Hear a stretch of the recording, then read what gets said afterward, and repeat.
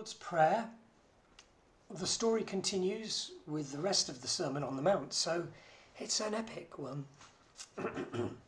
Matthew 6:16 to 18. When you fast, Jesus says, don't look sombre as the hypocrites do, for they disfigure their faces to show people they're fasting. Oh, I'm fasting. Truly, I tell you, they have received their reward in full. No, when you fast, put oil on your head and wash your face, so that it won't be obvious to others that you're fasting, but only to your Father in heaven who is unseen. And your Father, who sees what is done in secret, will reward you.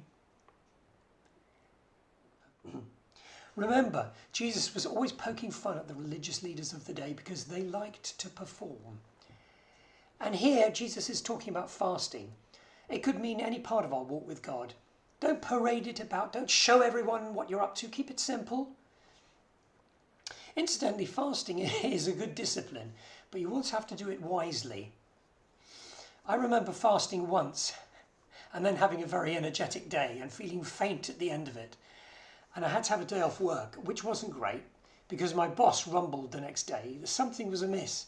He couldn't quite put his finger on it. Fainting. That sounds like something to do with your stomach. What's going on?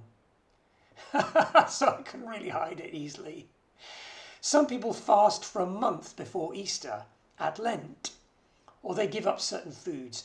Few people actually fast for the whole time, although I do know some people who fast for 40 days and 40 nights at a time. That requires special, really training. You have to train your body to be able to do that. But they give up certain things for Lent. It's quite a common thing. I remember once having to give up, I decided, not having to, but I decided to give up sweets and chocolates and biscuits for that 40-day period because I thought it would be a good discipline. And the company I worked for at the time had treat day every Friday, so someone would bring in all the cakes and cookies and stuff.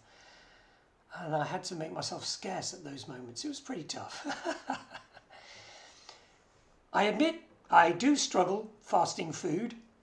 You can fast from other things like mobile phones, perhaps, or TV, or loud noise. There are no hard and fast rules.